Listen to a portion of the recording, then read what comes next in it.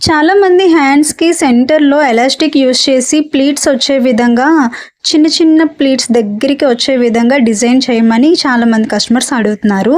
So, elastic use చేయకుండా సాదా బ్లౌజెస్‌కి కూడా ఈ మోడల్‌ని సింపుల్‌గా ఎలా స్టిచ్చింగ్ చేసుకోవాలో ఈ వీడియోలో క్లియర్‌గా చూపించడం జరిగింది. సో, ఫస్ట్ అయితే హ్యాండ్‌కి కింది వైపున అంచు ఉంటుంది కదా! ఆ బోర్డర్ మొత్తం స్టిచ్చింగ్ చేసేసుకోవాలి. నేను ఈ హ్యాండ్‌కి ఇంకా లోత్ అనేది కట్ చేయలేదు. డిజైన్ చేసిన తర్వాత లోత్ అనేది కట్ చేసుకుంటాను. సో, వీడియోలో చూపిస్తున్నట్టుగా చాలా చిన్న చిన్న ప్లీట్స్‌ని దగ్గరికి పెట్టుకుంటూ అలా స్టిచ్చింగ్ చేసుకుంటూ వెళ్ళాలి. హ్యాండ్‌ని ఫస్ట్ సగానికి ఫోల్డింగ్ చేశాను. కరెక్ట్‌గా సగానికి ఫోల్డింగ్ చేసిన తర్వాత ఆ మధ్యలో నేను ఈ ప్లీట్స్ అనేవి పెడుతున్నాను. ఇంకో విషయం ఏంటంటే క్లాత్‌కి రాంగ్ సైడ్ అన్నమాట నేను ఇప్పుడు స్టిచ్చింగ్ చేస్తున్నాను.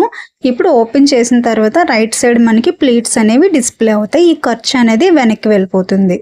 సో, కుట్టేటప్పుడు ఒకసారి సరి చేసుకొని కుట్టండి. బ్లౌజెస్‌కి మాత్రమే కాదు, చిన్న పిల్లలకి మనం కుట్టే ఫ్రాక్స్‌కి అలాగే డ్రెస్సెస్‌కి కూడా ఈ హ్యాండ్స్ మోడల్‌ని మనం యూజ్ చేయొచ్చు. చూసారా ఎంత బాగా వచ్చాయో ప్లీట్స్ చాలా చిన్నగా దగ్గరికి.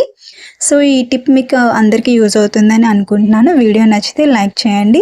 కొత్తగా ఈ ఛానల్‌ని విజిట్ చేసే వాళ్ళు తప్పకుండా సబ్స్క్రైబ్ చేసుకోండి. ఈ మోడల్‌కి చాలామంది టైలర్స్ సెంటర్‌లో ఎలాస్టిక్ అనేది యూజ్ చేస్తారు. సో, అవసరం లేదు, ఇలా కూడా స్టిచ్చింగ్ చేసుకోవచ్చు అని ఒక చిన్న ప్యాటర్న్ అయితే మీకు చూపించాను ఈరోజు.